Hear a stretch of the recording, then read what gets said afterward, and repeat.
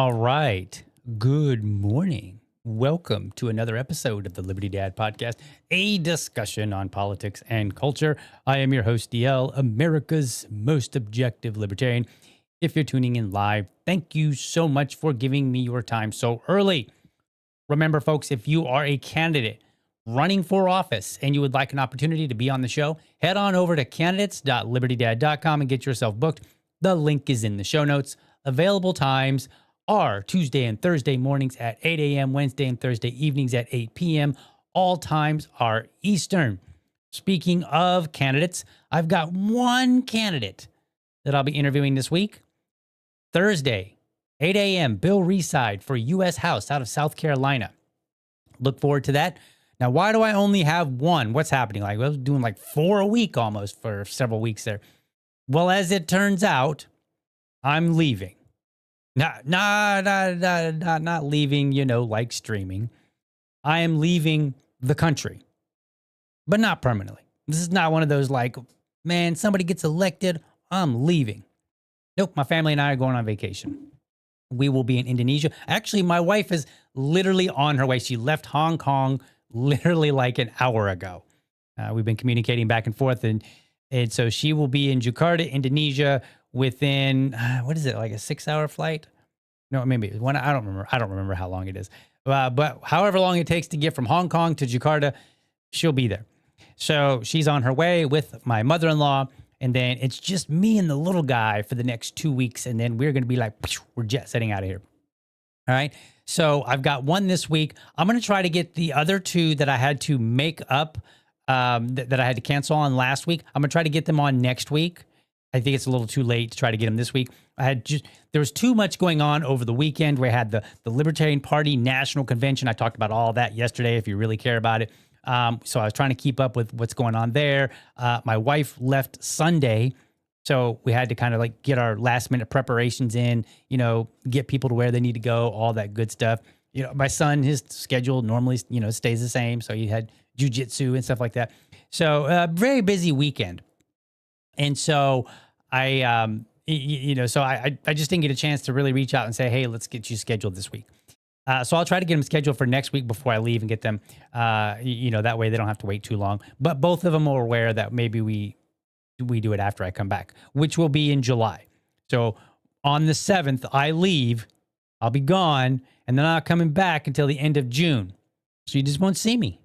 And I'm going to try, I'm not going to promise anything, but I'm going to try to at least take clips of my show and put them out on YouTube. So that just, keep the channel active or whatever.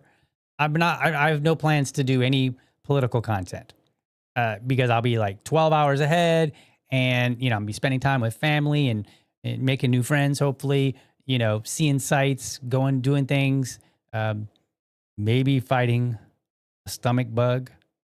What happened the last 2 times, we'll see. We'll see how I survive this time.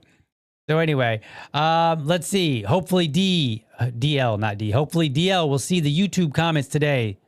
Yes, I see them today. So let me address that real quick. Yesterday, there were a ton of YouTube comments, and not a single one came through. Not a single one.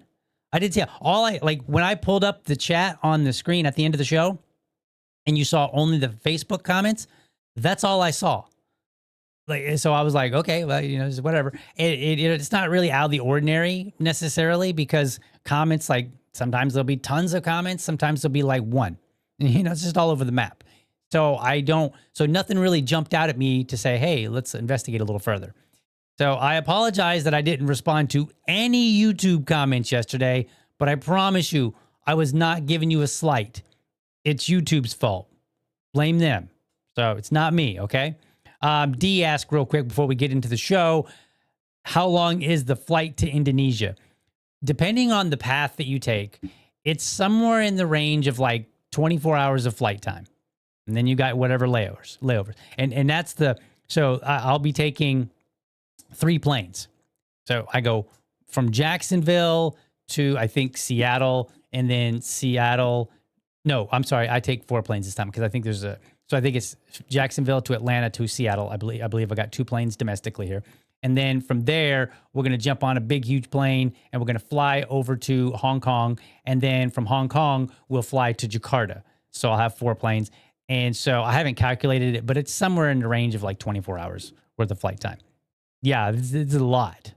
It's I think 16, somewhere between 13 and 16 is the bulk.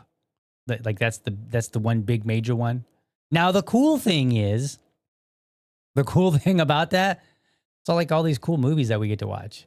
Not that I really want to watch movies for 13 hours, but there's some cool stuff that I'm looking forward to. So I'm like, oh, okay, I'll watch that. So that's fun. And then it's my son's first international flight, so that'll be fun. And then of course we'll get to Indonesia. It'll be his first time out of the country. So a lot of things to look forward to. And I would like maybe not stream, but I would post stuff to my channel. But I don't know if you guys care about that because like I don't generally do a lot of like personal stuff. But if you guys are like, man, I want to see some video from Indonesia, I will happily record some stuff and upload it. It's not going to be like I don't do any editing on my phone because I'm too old. I still use like laptop and computer and stuff like that.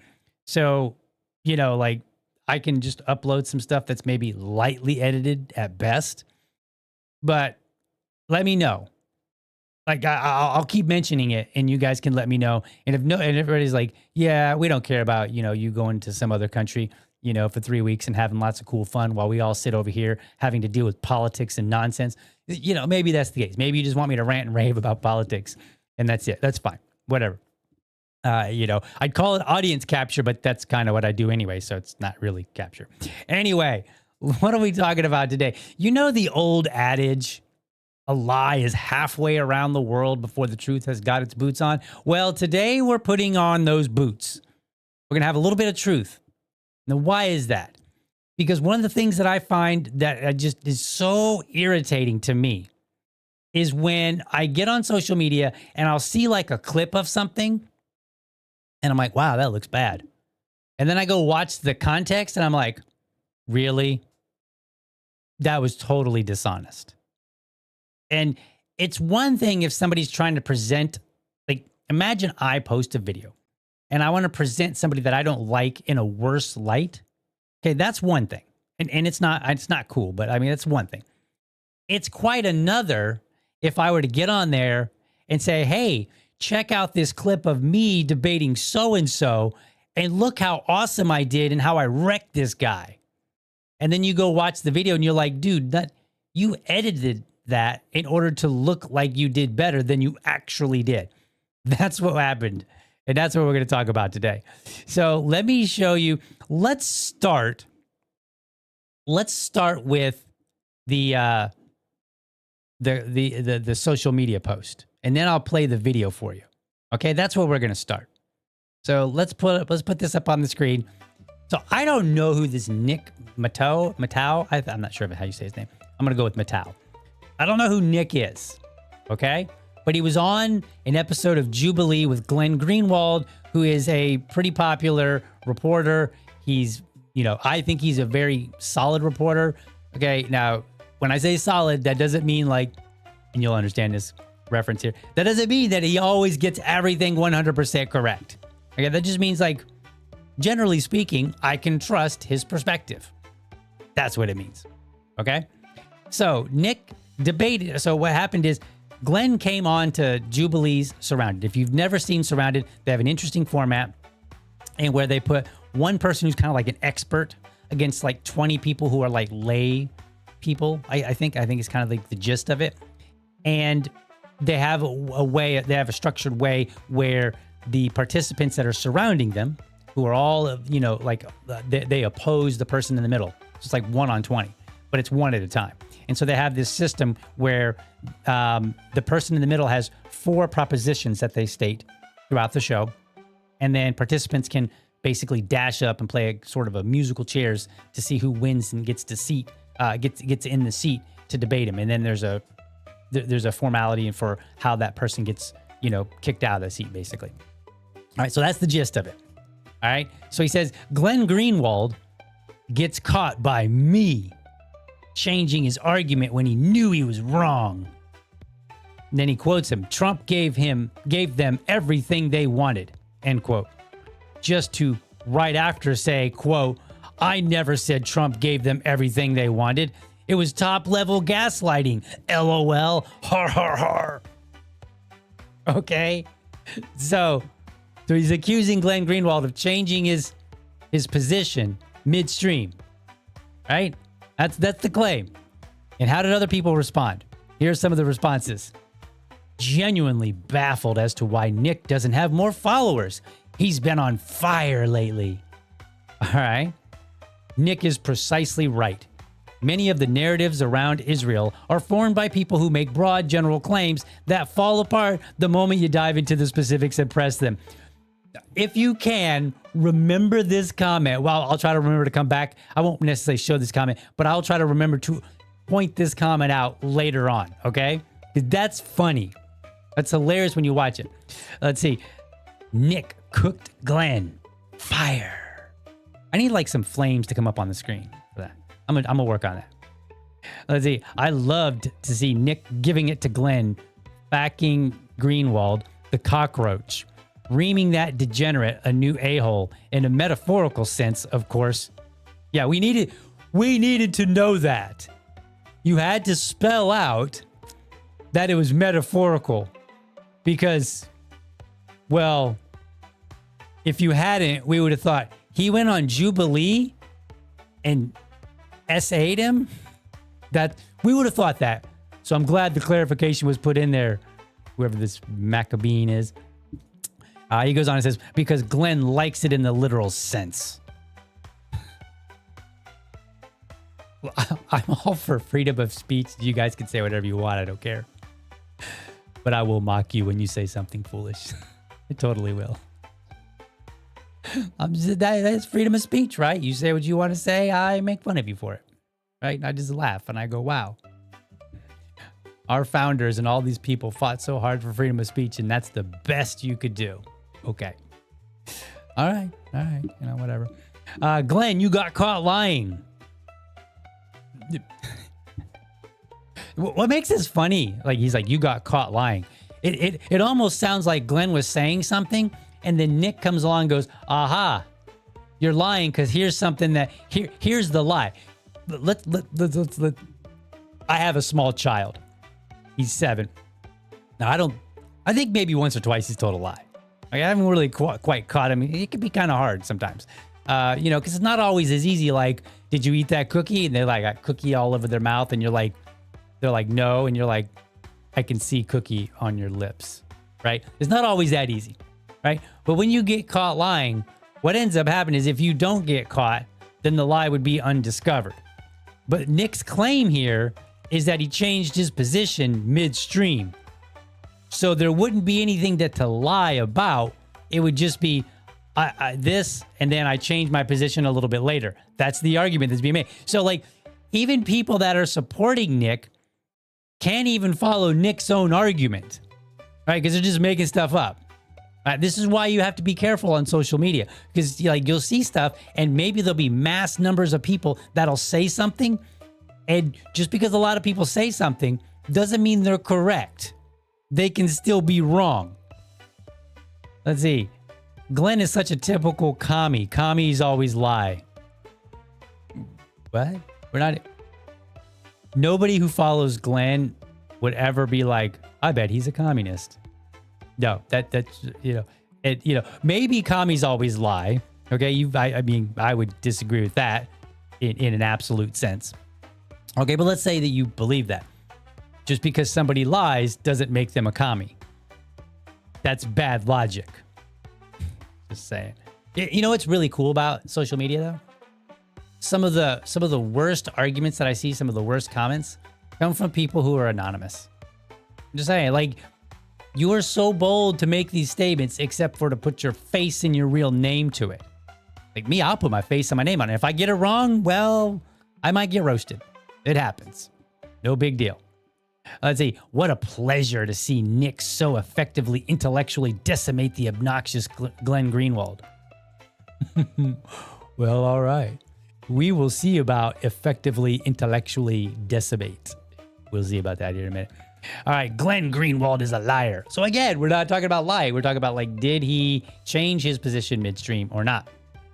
Okay. So those are the comments toward a video that Nick posted. So let's start with the video, because what he did, and in fairness, a lot of people will edit a video and put a portion of it online, and that's fine. I don't take issue with that. And I don't even take issue if you can say, like, if you can go back to the original and say, yeah, I see your point, but I feel like you're stretching it a little bit and you really needed to put more emphasis on this particular portion of a clip that you didn't include because it adds more content. Like, there is a point under which somebody edits a video in good faith and they just happen to have a view that happens to be wrong. Okay. So it's not the case that every time you see an edited video or a short clip that the person is being deceitful. And it's not even the case that if they're wrong and we go back and we look at the full context that they were necessarily being deceitful. However, that kind of changes when somebody makes the claim that they destroyed somebody else, they were gaslighting and all this other stuff. Okay? Because now they're not just presenting and saying, hey, do you see this bad argument this person made? They're like, they're making two claims. They're basically saying this person has made a bad argument, and on top of that, I destroyed them. Okay? So there's two different claims that need to be addressed. So we're gonna check out, and we're gonna go to Dad TV here. We haven't been on Dad TV in quite a while. And the reason I do that is because President Trump said that every single time. Hold on. Slow down there, homie. All right. So the reason that we're going to go to Dad TV here is because every time I play a Jubilee clip, I run afoul of YouTube censorship. Okay. And what they do, it's automated. And it's fine, whatever. What they do is they have their automated system go out, and if they see that you're playing a video, they might stop your live stream, which has happened a couple of times, or they might pull it down altogether. Like, I've had a couple things happen, and it's always been with Jubilee. So now I use the Dad TV, which kind of distorts the video a little bit, and hopefully I'm not trying to evade capture here. I'm just like, I'm doing this in good faith. I am using these clips as I'm commenting on them. So I would call it fair use, in my opinion. So let's watch now This is Nick's clip. President Trump said that every single time Sheldon Adelson came to the White House, they asked for things for Israel, and he gave it to them. A few moments later. What you're saying is that he is just giving everything they want as if... I didn't say that. Every single time Sheldon Adelson came to the White House, they asked for things for Israel, and he gave it to them. He gave it to them. Actually, you literally said that. You said he gave everything they want. Every single time he gave it to them. All right. I don't need a clip. Why would you put credits in here? Directed by, like, that doesn't even make sense. All you did was edit a video, and then you're literally going to have credits? Like, that's crazy. That is so insane. Okay, whatever. I don't, an executive producer? Okay, whatever. I guess maybe that's for Jubilee. I don't know. But that just seems so weird on social media to have, like, credits for a clip. Okay, so if you notice something in there, in that clip, Glenn, at the very beginning, he says, President Trump said every time they came to the White House. That's what Glenn, those were his exact words. President Trump said. Then later, Nick goes, you said. Okay, so no. He was quoting Trump. So that's the first mistake.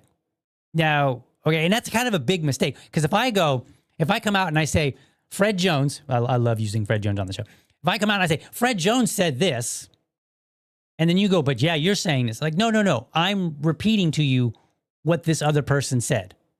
That is distinctly different. That is a distinction with difference, not without. That is a massive difference if you're quoting somebody else. But that's not even my real beef, okay? That's just like the easy one that you can see just from watching Nick's own clip. So now what I want to do, we'll go back to Dad TV, and what we're going to do is we're going to play the longer clip, okay? And I think the longer clip is like 4 minutes. And I want you to hear everything in context, because Nick does not decimate him. He does not do this massive intellectual, pushback against Glenn. He just uses poor rhetoric and then ultimately ends up conceding to some degree to Glenn's point. All right? But as we all heard, that's not how lies work. So here we go. My next round of claim is President Trump is subservient to the Israel lobby. Okay, so I played that, okay? I played that because I want you to know what they're even debating in the first place, okay?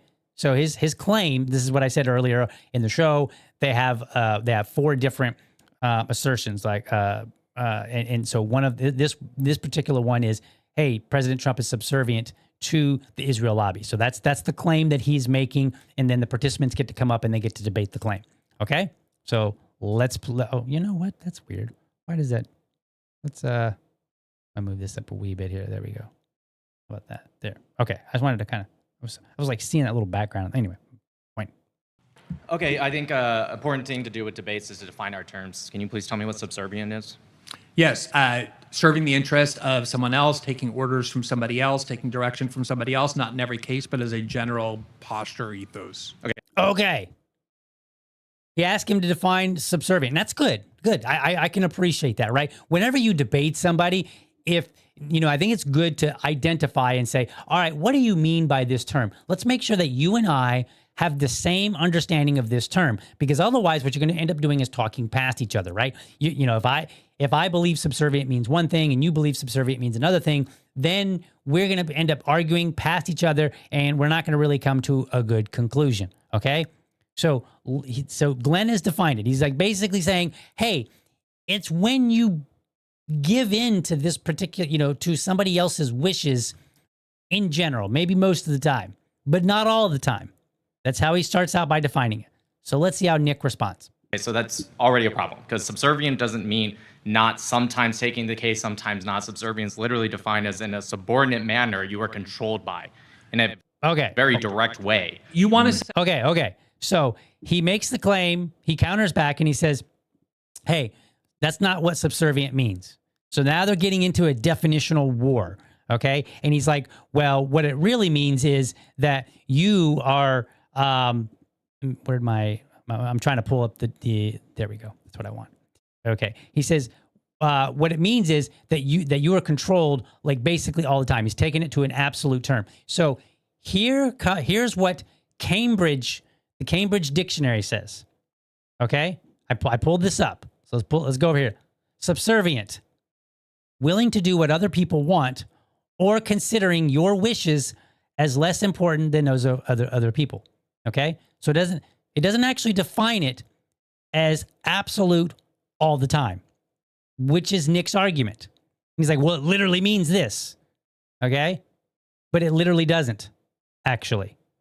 It just says willing to do what other people want or considering your wishes as less important than those. But it doesn't say for how long. And you can go and look it up. You know, different dictionaries will give you different terms. If you ask AI will tell you that subservient does not mean all of the time. All right. So we have a definitional war. And we could argue about like, what is definition? You know, what is the proper definition of this? However, here's the problem with that. Glenn has already stated how he is using the term. So even if he's using the term wrong, he has already stated, this is what I mean when I use this term. So he's already said, my proposition is based on this understanding, period. So you can argue the definition all you want, but at the end of the day, unless you have an authoritative source that both of you agree on, then number one, it doesn't matter. Two, it also doesn't matter because he plainly stated what he meant. So let's go back to the video. And, so Nick's now showing that he's... My next round of claim is President Trump is subservient. Hold on. There we go. Sorry about that. Clicked on the wrong button. All right. So now we've discovered that it literally does not mean what Nick says it means. Not at least according to the dictionary. Okay? The Cambridge Dictionary. Right? I didn't use like Wikipedia or whatever. I just went to the Cambridge Dictionary. I tried to use the Oxford one, but they wanted me to like sign up and pay money. I was like, okay, this is a lot of work for a simple definition. Okay? So now let's continue. Let's see how they resolve the issue of subservient in the definition. Now that we understand what Glenn's position is, we understand that they have a disagreement on the definition. So here we go.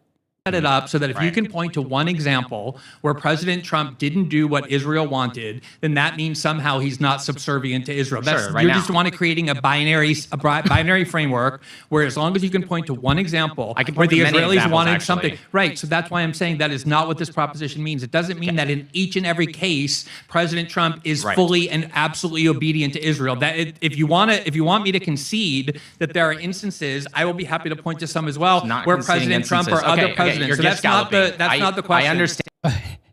He said you're gish galloping. Sir, that is not a gish gallop. So if you don't know what a gish gallop is, that's where somebody throws out a bunch of facts at you and then you're like overwhelmed and you're like, okay, I don't know. Like, which one do I pick? Right? So it's like imagine if I said something like, I'm trying to think off the cuff of my head. Doesn't matter. Let's skip that. Just imagine I make any comment and then you say, can you demonstrate that? And then I throw out about 12 different things. And you're like, okay, you're gish galloping here because the reason that gish gallop works is if I give you like 12 things and then you give me and you respond to one, I go, yep, what about the other 11? And then basically it's a way to kind of force somebody to address all of them, which they could not possibly do. Right. So it's bad faith. Sometimes it's done unintentionally, but he's not gish galloping. Okay. Not at this point. He's really just defending his position. And I'm saying that your claim, it's your claim. I didn't force you to make the claim. Okay, perfect. I love this, Nick. It's his claim. His claim, not yours. That means you don't get to define it. And Glenn has already defined it. He has specifically said, hey, subservient to the Israel lobby. And here's what I mean when I use the word subservient. And here, let me explain this in plain terms. He's done all that. You have an understanding now to work with, but you're choosing to continue arguing, Nick. Let's continue. Your claim is not there's high influence. Your claim is not any of that. Your claim is he's subservient. And if you're going to say he's subservient, that means something. Now, if we want to change what you're saying and you just want to say he has higher influence from, when you say pro-Israeli, do you just mean Jews? What do you mean? Okay, let's pause this for a second. We'll get to that. So he's still trying to control the conversation. That's basically what he's trying to do. Because if he can say subservient means this, and he says, and he can get Glenn to agree that subservient means something other than how he is using it, then he gets to win the argument. Because then he gets to say, your claim is wrong because you used subservient and I got you to agree to this definition of mine. Even though Glenn has clearly spelled out what he means by it. Okay? And now he throws in something that's completely random. He's like, what do you mean by Israeli lobby? Do you mean the Jews? This is classic. People love doing this. Okay? They love it. It's funny. The left used to do this all the time. They were good at rhetoric, much better than the right, in my opinion, a long time ago. But the right is kind of somewhat wised up only to the use of these tactics, where they throw in something random like, oh, do you mean the Jews? Is that what you're saying? You're saying all the Jews? He knows better. He knows that he's not talking about the Jews because anybody that follows Glenn knows that he's not talking about the Jews. That's just absurd. All right, let's get to how does Glenn respond to, are you talking about the Jews? By that. No, of course I don't mean Jews. There are huge numbers of Jews who oppose Israel. I'm asking, well, generally when I debate this topic, a lot of people will say like, the Adelsons, right? Because they're Jewish, they're Israeli. Or do you mean pro-Israel like you're talking about AIPAC, you're talking about J Street? People talk. Okay, so let's pause this for a second. He asked what he's like, hey, what do you mean when you say subservient? And actually that was a good question, right? I will not fault him for asking it. I think it's a good question. His follow-up should have been, when you say the Israeli lobby, what do you mean? And he should have asked clarifying questions for both of those terms so that Glenn could have laid out, here is a full understanding of what I mean when I make this claim. And then he can argue about whether you could argue and say, well, you're using that word incorrectly. That's not what it means, blah, blah. But if you ask your opponent to spell it out and then they spell it out and they're using the wrong term, that's okay. That's not really winning the argument, because the argument is based on what do you mean by these terms? Okay. So he would have been better off by asking subservient. What do you mean by that? What do you mean by the Israeli lobby? And then attacking the underlying argument rather than trying to get into a definitional war, especially since Glenn led with not all the time. He started out, before he was even asked the question, he started out saying, when he was asked subservient, he laid out, I don't mean every single time. He laid it out right at the very beginning. Okay? So there was no reason to continue down this path. This is what I mean when I say like, oh, getting into a definitional war, decimated, all this other stuff, intellectual. It's not intellectual to try to get into a definitional war to try to beat somebody at a proposition. Because the proposition, if you dig down deep enough, it's not really a win or a loss based on the specific term that's used, unless they're using the term in a way that contradicts their argument. So if Glenn had come out and said, yes, subservient means all of the time, then Nick would have had an intellectual path to go down. Here we go. Talk about George Soros, but nobody suggests that he's pro-Israel. The reason people talk about the Adelsons is because they gave $300 million to Trump's campaigns, and Trump himself said that every time the Adelsons came to the White House. Okay, so again, Trump himself said. So he's quoting Trump. He's not making the claim on his own that it happens all of the time. He's actually said the opposite. He goes, actually, to the contrary, this doesn't always happen, but it happens sufficiently that it's a big deal. That's what Glenn has said. White House. They didn't ask about the United States. They asked for things for Israel. Trump went to the Knesset last year and said Miriam Adelson loves Israel more than they love the United States. Is Trump subservient to Elon Musk? So now we're asking another random question out there. So first he's like, okay, what about the Jews? Is that what you mean? Do you mean the Jews? Okay, that's a bad faith question. This is also a bad faith question because, what he's trying to do is he's basically trying to box him in and say, okay, you said one thing here, you said another thing here. Now you're being inconsistent. That is a completely different argument. The argument is Trump subservient to the Israeli lobby? That's the argument. And that is what Nick is not addressing. He's not addressing it. He's trying to find a contradiction so that he can say, aha, I caught you. You are contradicting yourself. You lose. But that's not actually disputing the claim.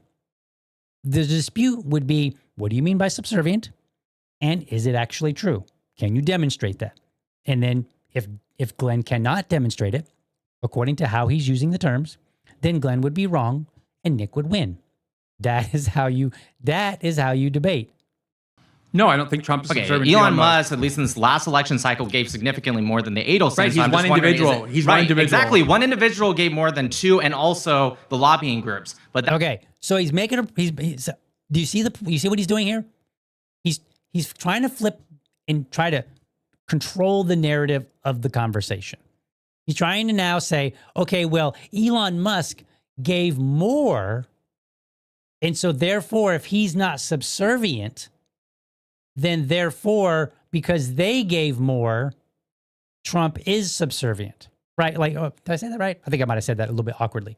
But he's trying to make a comparison and saying, you're claiming that Trump is subservient to the Israeli lobby, but you're not saying it about subservient to Elon Musk, even though Elon Musk gave you more.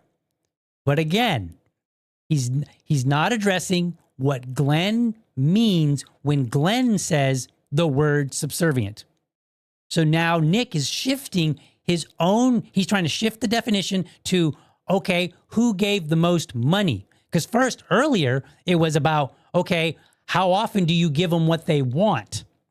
And now Nick's trying to change it. So Nick is changing the goalpost midstream. He's like, whoa, okay, but who gave more money? That's not Glenn's argument. Glenn's argument is not based on how much money they were given or Trump was given. It is how often do you give them what they want? That is his argument. And Nick is not addressing this. That being said, what is it that makes you think he's controlled in at least a significant way by whatever you're saying? Okay, so now he's kind of actually asking the right question. He's like, all right, what is it that makes you believe he's controlled in a significant way? Now that's getting closer to what actually Glenn said.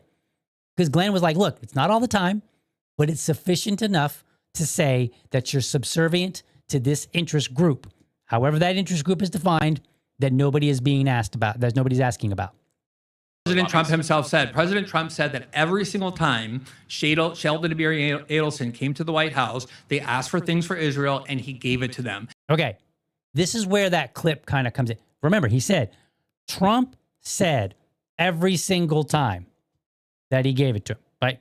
Now he's quoting Trump. He's not saying, I have reviewed the facts and I have identified every single time that the Adelsons or anybody else has come to Trump that he's given them everything they wanted, right? He's basically saying this is what Trump has said. They didn't ask for things from the United States. He said that Miriam Adelson. He didn't say he gave everything they asked for. Yes, he did. He said no. He said every time. He said, in fact, the Golan Heights. They asked. He gave them even things that they didn't ask correct, for Israel, not for the United States. Correct. He did not tell them times where they had talks where they disagree. He never talked about that. I know exactly which quote you're talking about. You're adding that in to push your narrative right now. No, I'm not adding it. To push your narrative. Okay. This is a bad faith argument. Okay, maybe, yes, Glenn does have a narrative. Everybody has a narrative, okay? Like Nick has a narrative. I have a narrative. We all have narratives, right? A narrative is basically what you believe and you're trying to convince other people of. That is effectively a narrative. So yes, he's trying to push his narrative. But it's really a bad faith because he's acting as if nobody has a narrative, right? Like everybody has one. So it's not really an argument. Of course you have one. Otherwise you wouldn't be arguing with people. Why would you debate somebody if you had no narrative for which to try to convince other people from? Nick's trying to convince people that Glenn is wrong or whatever. And Glenn is trying to say, hey, I think Trump is subservient to the Israeli lobby. Plain and simple. We're not here to talk about just the Adelsons. We're here to talk about the pro-Israel lobby. I'm asking you, how do you know that they are controlling Trump, at least in a significant enough way to Okay, so now he's said it twice. Nick has now conceded twice to some degree what Glenn is saying. He's like, how do you know that Trump, basically, what is your evidence that Trump is mostly giving them what they want? So that would have been a good place to lead with, had he asked the right questions to begin with. What I'm saying is that President Trump makes decisions in the interest of the Israeli people and the Israeli government over and above the American people, and it's the only country for which that's true. That is subservience. Okay, we can go back to the semantic definition, but that is what I mean. And there's so many instances where President Trump has taken steps, and right now his entire focus is on a country that is Israel's primary adversary, that Israel has wanted for decades. The United States to go in and change the regime. I understand the hyperbole. His entire focus is not on that, but I get it. But my question for you, I would hope it is. It's a very dangerous war. He should be. Your argument, you trying to prove your argument's failing because what you're saying is that he is just giving everything they want as if... I didn't say that. Actually, you literally... So this is where this picks up. You know, he's like, you said this, right? Now listen. Said that. You said he gave everything they want. I said at the start, I would rewind the clip. I said at the start, if you want to prove that there are times when Trump doesn't give everything to Israel, I would concede that it's not a binary absolute framework. I'm trying to get my question. Do you remember when I said that? I do remember when you said that, and I remember when you contradicted yourself a few seconds later. What did I say when I contradicted myself? I already said this point, but here's the problem. When he said that people go in, we want this, and he's like, I don't really agree with that. It's like, well, we'll give you some more money. He's like, okay, I agree with it now. They go on a little bit more. I didn't think it was necessary to continue on. And I just, try to use the least amount to make my point. Okay. But do you see the problem here? Nick clearly was not, what was that post I said I was going to come back to? Let me see here. Let's see. Where did it go here? Okay. So this one's a good one. Nick is precisely right. Many of the narratives around Israel are formed by people who make broad general claims that fall apart the moment you dive into the specifics and press it.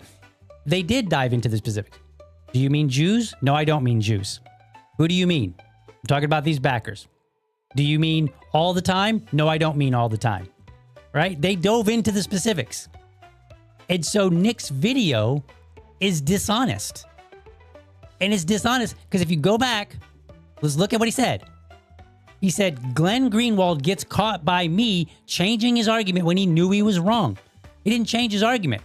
He started out and said, subservient, and I don't mean every single instance. And he ended. He said, I don't mean every single instance. I would be willing to concede that there are instances where he did not. Right? So no, in no way did Nick destroy Glenn. All he did was edit cleverly and then throw it up on the internet. And then a lot of people just ate it up. Why?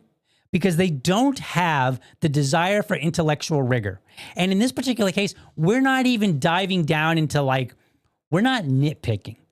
These are massive errors on Nick's part. Okay. I'm not a big fan of nitpicking and oh, well, you said 5, but it's really 7, right? Unless the difference between 5 and 7 actually makes the argument fall apart, right? I'm kind of using just some numbers generically speaking here, right?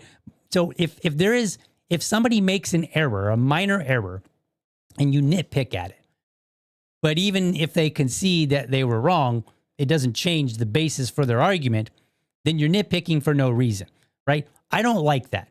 And I try not to ever do that. But in this particular case, the editing was massive. It makes it look like Glenn said something that he didn't say, when in fact he kept reiterating, I don't mean every single time. I don't mean the Jews. I don't mean who gave him more money. Everything that Nick asked him and said, well, do you mean this? Do you mean this? Do you mean this? Glenn said, no, that's not what I'm talking about. Nick refused to actually address his argument. He failed. And then he lied about it, and people ate it up. So I call him out because I thought, well, this will be good. This will be fun just to kind of walk through. And I do this not because I want to beat up on some guy that I don't even know who is. I do this because we're all on social media all the time, right? Probably way too much. It's kind of funny. We get on social media, we're like, how do I keep my kids from having too much screen time? Like I do it. I know a lot of other people do it, right? We probably all are having too much screen time, you know? And we have a tendency to believe what we see, especially when it's video, right? When there's video and we all recognize that you can't post the whole video because, then I'm going to have to watch the whole thing. Like I just showed you 4 minutes of, I think it was closer to like 10 minutes. They go into some other things, but like, you're not going to post that whole 10 minute and be like, yeah, I just totally destroyed him on this one particular point. You're just going to narrow in on that one particular point. And sometimes it's done and it's correct. Sometimes it's not. You need to be on your guard. And the best way that we can do that is to go watch the original source material and say, did this person do what was claimed? Were they being honest? Which means we have to pay attention to the argument, what is being said, what is not being said. And in this particular case, Glenn, like I said, reiterated multiple times. He told him, he gave him all the information. If in the future you're ever debating somebody and they make a claim, think about what they're saying. And if they use a particular word, you can ask them, say, what do you mean by that? If they say they mean something that's not your understanding of the definition, just go with it. It's okay. Just go with it. Maybe they're using the wrong term. Maybe a better word would have been sufficient. And if they had used a better word, then you would probably be on the same page. You go, oh yeah, you said word A, I disagree with what you're using, but if you had said word B, then maybe I would agree with, your understanding of that definition. Okay, well, great. If the definition that they mean is the same for both A and B, well, then guess what? Just go with what they understand and quit trying to nitpick. And that is how you could be what I would call an honest adversary. Now, I'm pointing that out because if you saw my debate with Jeremiah Harding last Sunday, not this recent Sunday, but Sunday before, I did not do such a good job. Okay. And there's a meter. I talk about it on the show last week. You can go check it out. All right. But one of the things that he did was he played a clip of me talking about honest adversaries. And I pointed this out on the show. I said, I didn't realize it in the moment. It just didn't click because I was kind of amused. I was like, oh, he went and dug up some of my stuff and he's using something to try to get me. He was trying to play a gotcha, right? Like, aha, you said this and this is what you mean, but aha, you're not doing that, right? Because I'd used a clip or I'd used a quote from an old, who was it? John Milton.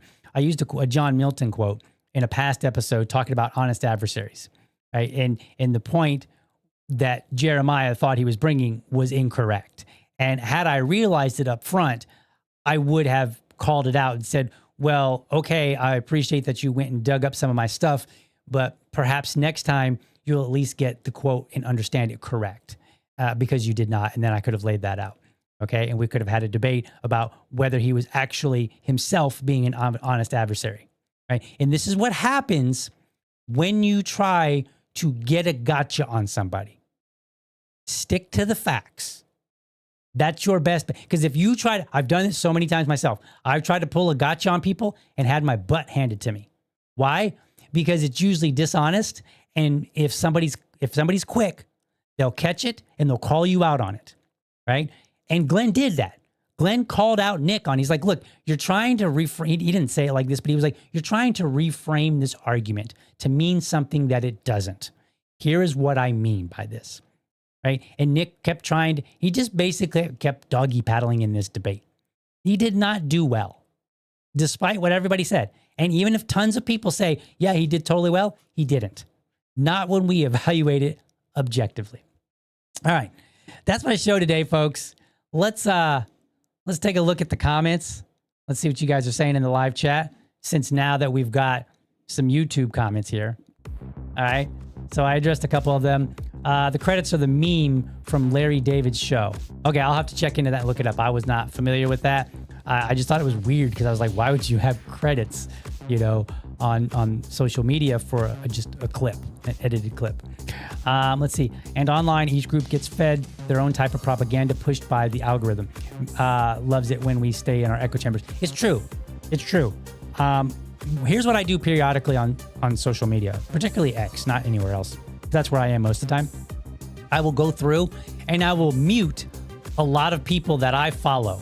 Even if I like them, I'll just mute them so that the algorithm will give me different things to see. And I just did that with the Libertarian Party because I was like, all right, like the algorithm's like, oh, you want to talk about the Libertarian Party? Here you go. Whoosh. And it gave me a deluge of stuff. And I was just like, okay, there's got to be something else happening in the world today. So I went into my muted words and I put in like LP National, Libertarian Convention, LPNH. I just put a whole bunch of terms in there. And then like all of a sudden my feed looked like so crazy different. And I'm going to go do that today. I'm going to go actually and just mute a bunch of my people that I follow and maybe that follow me. And it's not because like I don't like them or anything like that. I'm just trying to get out of that echo chamber and get something a little bit different. And you can do that with any topic, right? You can do anything that you want and go and kind of try to shape because if you tell the algorithm, hey, don't show me stuff with this keyword in it anymore, then it will stop doing it. Because the moment you stop and you look at it, and if you engage with it, if you like give a like, the algorithm's like, oh, you like this content? You probably want to see about 12 more in the next 30 seconds, right? Like that's just how the algorithm works. So you kind of gotta outwit the machines, okay? And we could do that still. Like AI hasn't quite caught up to where it's always outwitting us, but you got to pay attention. So that's my show today, folks. I hope you enjoyed it. I hope you found it informative and thought-provoking. Not sure there was much to be inspired about necessarily, but hopefully you walk away with a bit of a better understanding how to evaluate things that you see on social media so that you don't get caught, maybe thinking something bad about a person or thinking incorrectly about a particular topic.